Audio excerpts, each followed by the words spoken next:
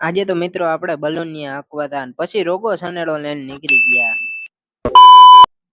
અને કહાની કંઈક એવી છે. રામ રામ દાયરાને જય દ્વારકાધીશ. મિત્રો સ્વાગત છે એક તમારો નવા વ્લોગ ની અંદર. અને મિત્રો હવારના પોરમાં વ્લોગ સ્ટાર્ટ કરી દીધો. અને મિત્રો થોડોક વરસાદ પણ આવી ગયો હતો અને અત્યારે વાગ્યા હતા મિત્રો કંઈક 8:14 થઈ હતી. અને મિત્રો હાલો આપણે જવું છે વાડીએ ને આપણે હકવા છે બલૂનિયા. મિત્રો આવી ગયા ને ડાયરેક્ટ 5 બલૂનિયા ચડાવ્યા એક એરી. અને પછી મિત્રો આપણે જવાનું છે કાકા કાઢવા માંડ્યા કે કાઢી નાખ ને પછી નીકળી ગયા મિત્રો સનેડો લઈને વાડી બાજુ.